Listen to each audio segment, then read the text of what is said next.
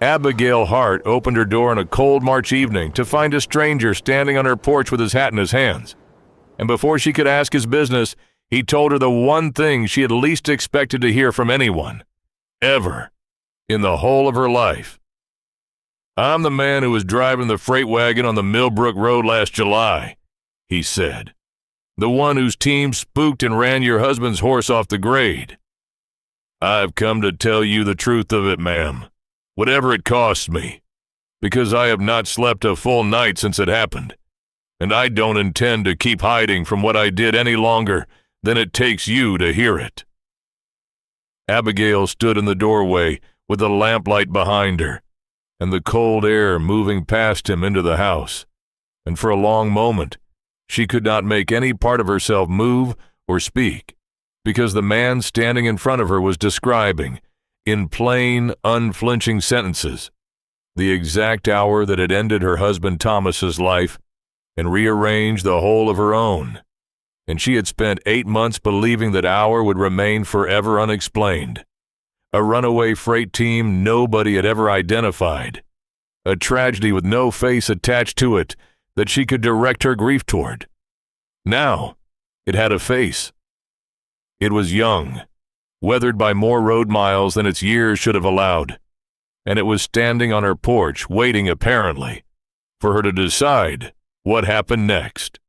"Come in," she said finally, because whatever else was true, she was not going to have this conversation with the whole of Montana's March cold pouring through her open door. He gave his name as Isaac Marlow, and he told her the whole of it sitting at her kitchen table with his hat still in his hands, the way a man holds something when he has nothing else to do with his hands and needs somewhere to put the nervousness that would otherwise show in them. He had been hauling freight out of Bozeman for a company owned by a man named Elton Pruitt, driving the Millbrook Road at a pace faster than was safe, because Pruitt had promised a bonus for early delivery and threatened dismissal for late. And on that particular July afternoon, a rattlesnake had spooked his lead team badly enough that he lost control on the grade above the county road. And Thomas Hart, riding up from town at exactly the wrong moment, had been caught in the runaway team's path. "I saw him go down," Isaac said, and could not look at her while he said it. "I got the team stopped 50 yards on, and I ran back, and he was already gone, ma'am, quick as that, and I stood there in the road not knowing what to do, and I panicked. I was 22 years old and scared of losing the only work I had, and scared of what a dead man on the road with my wagon's tracks all over it would mean for me, and I got back up on that wagon, and I drove on. And I have hated myself every single day since for the kind of man that made me." Abigail sat very still across the table from him, her hands folded so tightly in her lap that her knuckles had gone pale, and felt something that was not quite anger and not quite grief, but some terrible combination of both, sharp enough that she had to breathe through it before she trusted herself to speak. "Why now?" she said. 8 months later. Why not that same week, when the sheriff was still asking questions nobody could answer? "Because I was a coward then, and I have spent 8 months trying to become something other than that," Isaac said. "I quit Pruitt's outfit in September, once I'd saved enough to survive without the wages. I've been working other jobs since, closer to here, trying to find the courage to do what I'm doing right now. I don't expect forgiveness, ma'am. I came to tell you the truth, and to put myself in your hands, whatever you decide to do with it. If you want the sheriff called, I'll sit right here until he arrives. If you want me gone and never seen in this county again, I'll be gone by morning. I only couldn't leave you not knowing any longer, whatever that cost me." Abigail looked at this thin, exhausted young man, sitting at her husband's table, in her husband's chair, confessing to the exact thing that had taken Thomas from her and their 2 children, and understood that whatever she decided in the next several minutes was going to matter more than almost anything she had decided since the funeral. "I need you to leave tonight," she said finally. "Not because I've decided anything about the sheriff, because I cannot think clearly with you sitting in my dead husband's chair. and I need to think clearly before I decide what any of this means." Isaac stood immediately, hat back on, already moving for the door. "I understand," he said. "I'm staying at the boarding house in town, room 6, if you want to find me. I won't run from whatever you decide, Mrs. Hart. That's the whole reason I came." The Hart Ranch sat on 300 acres of grazing land along Sweetgrass Creek, worked until the previous July by Thomas Hart, and increasingly in the 2 years before his death, by Abigail alongside him, since Thomas had always believed, unlike most men of his acquaintance, that a wife capable of running half a ranch was worth considerably more than a wife capable of running a household alone.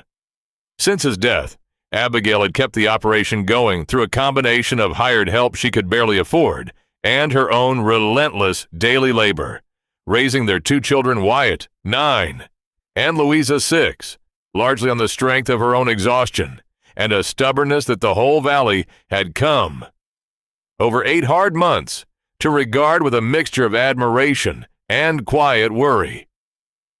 She did not sleep that night. Turning Isaac Marlow's confession over from every angle grief and anger allowed her, and by morning she had reached no clean conclusion beyond the certainty that she needed more of the truth before she decided anything. And so she rode into town herself alone and found the sheriff, a steady, unhurried man named Grady who had investigated the accident the previous summer with real diligence and had, in the end, been unable to identify the freight outfit responsible. "I've had a confession," Abigail told him, and laid out everything Isaac had told her the night before while Sheriff Grady listened without interrupting. The way a careful lawman listens when he understands a story is still finding its shape. "That matches what little evidence we found at the time," Grady said once she'd finished. "Wagon tracks, the pace they were traveling, all consistent with a spooked team on that grade." He looked at her carefully. "Legally, Mrs. Hart, this was an accident. Even with the running afterward complicating things some, a jury's not likely to convict a man of anything worse than leaving the scene. And even that's a hard case to make 8 months on with no other witnesses. What you do next is mostly a question for yourself, not for me, unless you want me to arrest him on what evidence there is."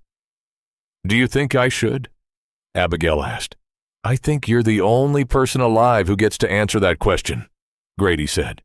"And I'd be doing you no favors pretending otherwise." Abigail rode home that afternoon without having decided anything beyond the fact that she was not yet ready to have Isaac Marlow arrested, though she could not have said with any confidence whether that reluctance came from mercy, from confusion, or simply from the exhaustion of a woman who had already spent 8 months grieving and did not know how to add a trial on top of it. It was Wyatt, in the end, who forced the next step, riding into town without her permission 3 days later, and finding Isaac at the boarding house himself, a 9-year-old boy, standing in a hallway demanding answers from the man who had, by his own admission, caused his father's death. "Did you mean to do it?"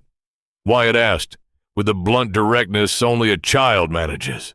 "No," Isaac said, crouching to be closer to the boy's eye level. "It was an accident, son.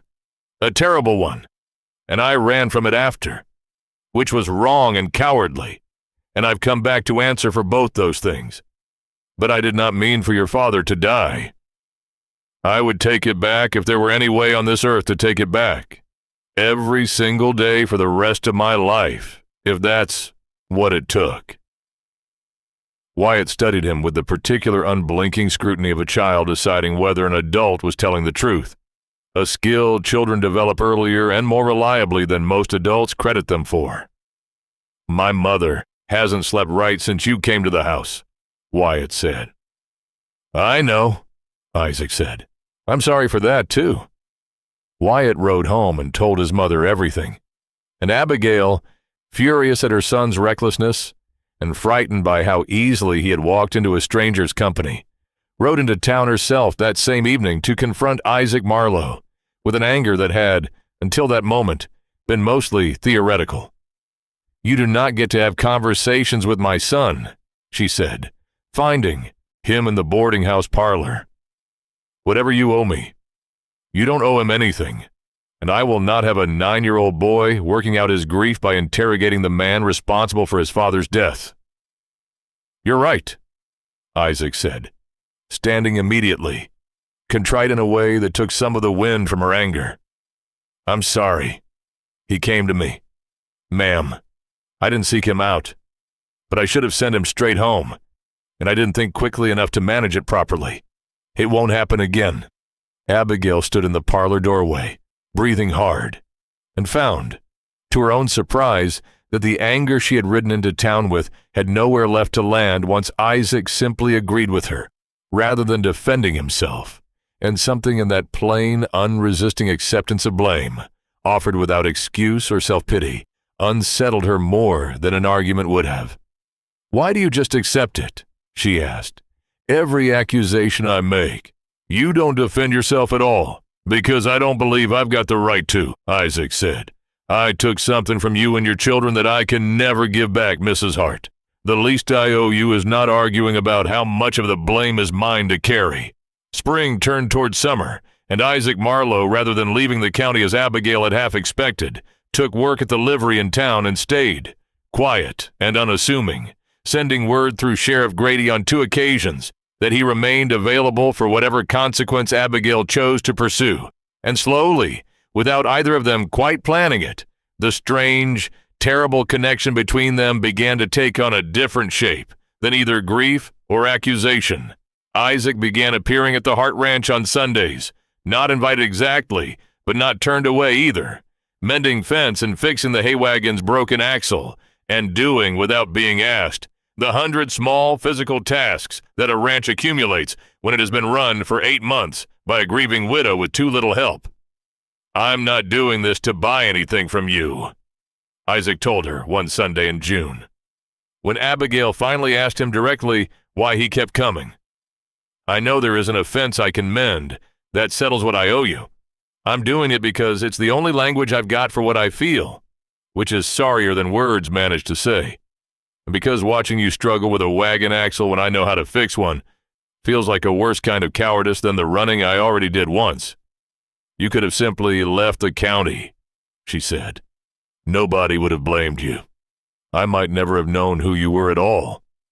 "I'd have known," Isaac said. "That was the whole trouble with running the first time.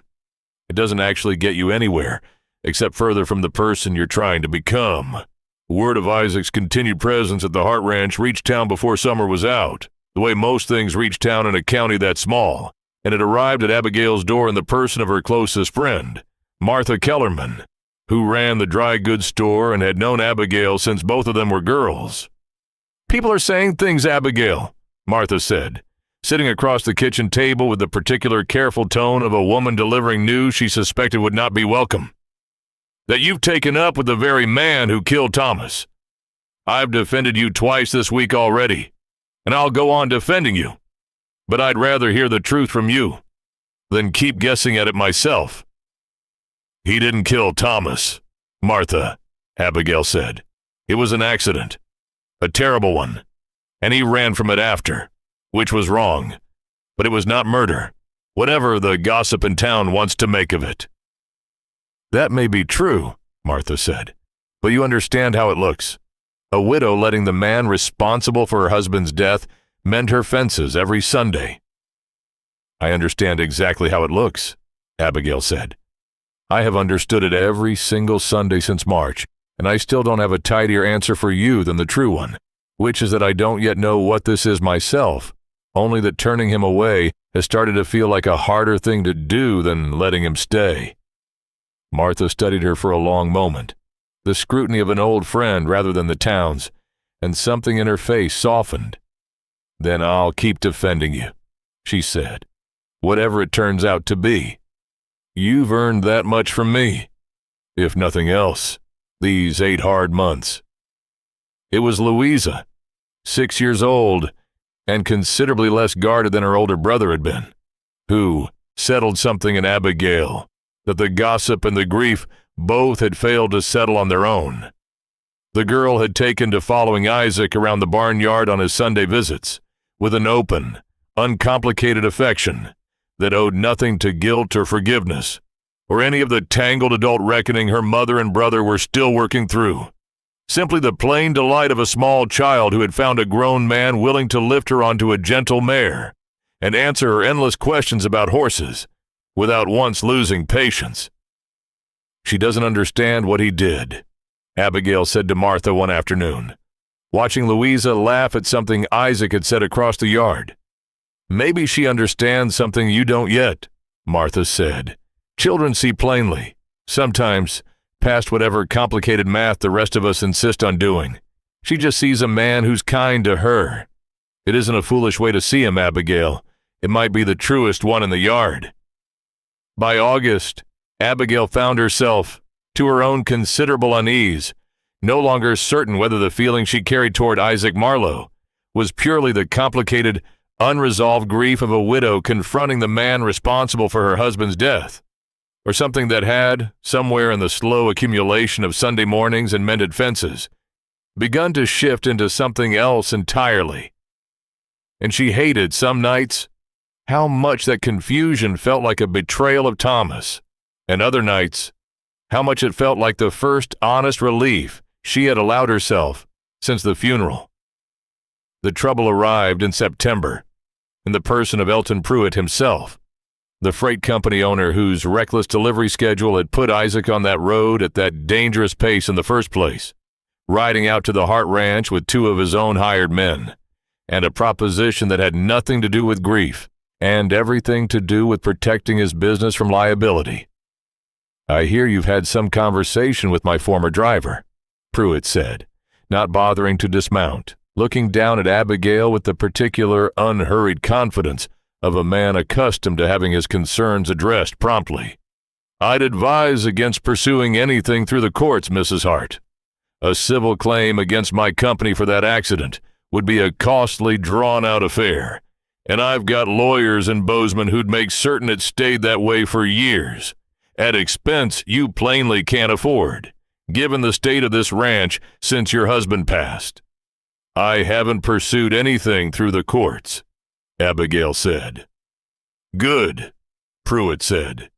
"Keep it that way, and I'll consider forgetting that Marlow ever worked for me at all, which is a courtesy, since a man who abandoned a fatal accident scene isn't the kind of employment history that serves a fellow well in this territory." He glanced toward the barn, where Isaac was visible mending the hay wagon. "I'd think carefully about the company you're keeping, Mrs. Hart. A man that ran once will run again when it suits him." Isaac came out from the barn once Pruitt's meaning had settled, standing beside Abigail with a stillness that reminded her, unexpectedly, of the calm certainty Thomas himself had carried into difficult conversations. "You're the one who set that delivery schedule," Isaac said. "You know as well as I do that grade wasn't safe at the pace you demanded, and you've known it since before I ever climbed onto that wagon. If Mrs. Hart wants to pursue a claim against your company, I'll testify to every bit of that in front of a judge, gladly, whatever it costs me personally." Pruitt's confidence flickered, the particular expression of a man who had expected an easy threat to work and was recalculating in real time. "That would be a foolish thing to admit in open court, Marlow," he said. "You'd be confessing to your own part in it besides." "I already confessed to my part in it," Isaac said, 8 months ago, to the only person whose forgiveness actually matters in this. I don't have anything left to protect by staying quiet about yours." Pruitt studied the 2 of them for a long moment, Abigail standing steady beside a man who had, by any reasonable accounting, every worldly reason to run from this confrontation, and was instead standing his ground beside her. And something in the calculation behind Pruitt's eyes shifted the way it does for a man who has just understood that his threat has run out of leverage. "I'll expect you to think carefully before doing anything rash," Pruitt said, which both of them understood. Watching him ride off was as close to a retreat as a man like Pruitt was capable of making. "That was either very brave or very foolish," Abigail said, once Pruitt and his men were well down the road. "Probably both," Isaac said. "But it was true, And I'm done choosing the safe lie over the costly truth. I made that mistake once already, and it's cost me every night's sleep since." Abigail looked at him for a long moment in the September afternoon light, at this man who had walked into her life, carrying the worst possible news, and had spent 6 months since proving, in 100 small and difficult ways, that the coward who ran from that road in July no longer existed in any form she could recognize. And she said the thing she had been circling for weeks without permitting herself to land on it directly. "I don't know how to hold both of these things at once," she said. "That I love my husband, and that I have started, somewhere in these last months, to feel something for the man responsible for losing him. It feels like a betrayal every time I let myself notice it." "It isn't a betrayal," Isaac said carefully, as though he had thought about this a great deal and was choosing his words with real caution. "Grief and forgiveness aren't opposites, Mrs. Hart. I don't ask you to stop loving him, or to forgive me entirely, or to feel anything you haven't earned the right to feel in your own time. I only know that I have never once, in 6 months of Sunday mornings, imagined this was leading anywhere, beyond whatever small repair I could offer with my own hands. Whatever you feel, it's yours to decide what to do with, not mine to hurry." Abigail did not answer that day, but she thought about it through the autumn, watching Isaac Marlow continue his quiet, unhurried presence in her children's lives and her own, watching Wyatt, who had once demanded answers in a boarding house hallway, come to regard Isaac with something approaching the easy trust of a boy who needed a steady man's attention, and had, slowly, cautiously, decided to accept it from an unlikely source.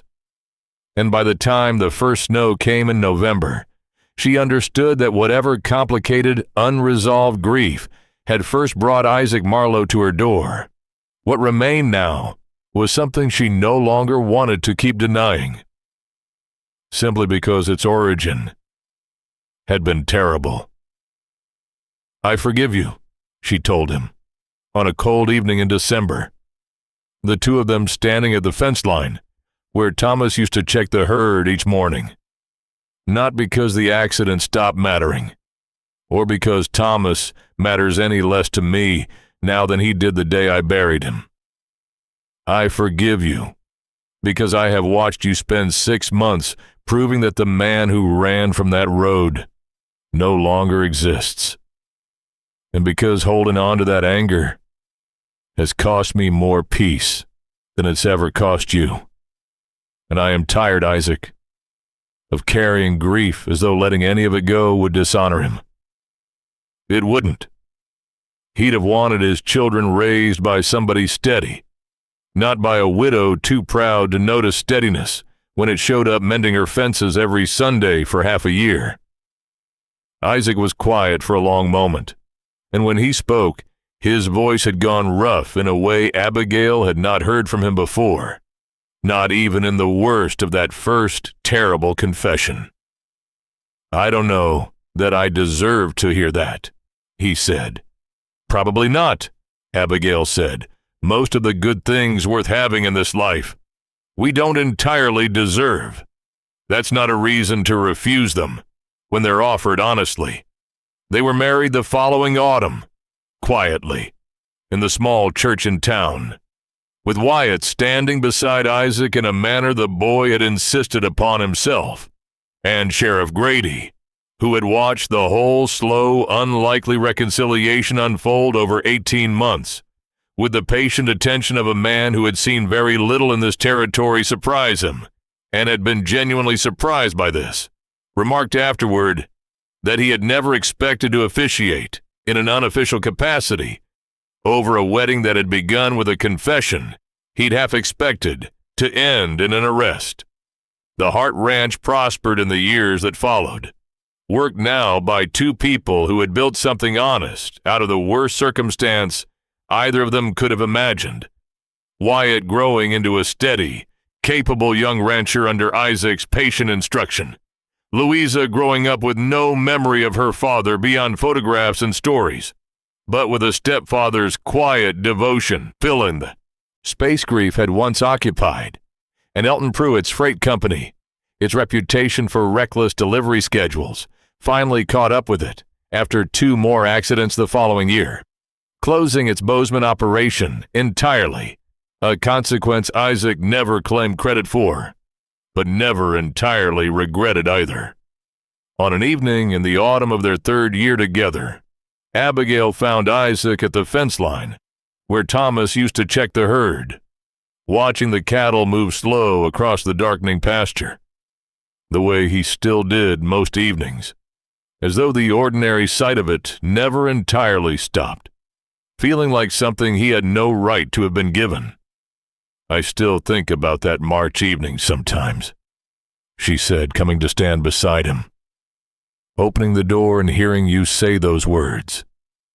I think I knew, even then, underneath the anger, that a man capable of confessing something like that, unprompted, was a different kind of man than the one who ran from the road in the first place. I think about it every day," Isaac said. "I came to your door that night, ready for you to have me arrested, and instead, you gave me 8 months to prove I meant what I said, and then you gave me considerably more than that." He looked at her. "I don't know that I'll ever stop being grateful for it, or stop understanding how easily it could have gone differently if you'd been a harder woman or a less patient one, or simply too tired to hear a stranger out on a cold porch." "I very nearly was too tired," Abigail said.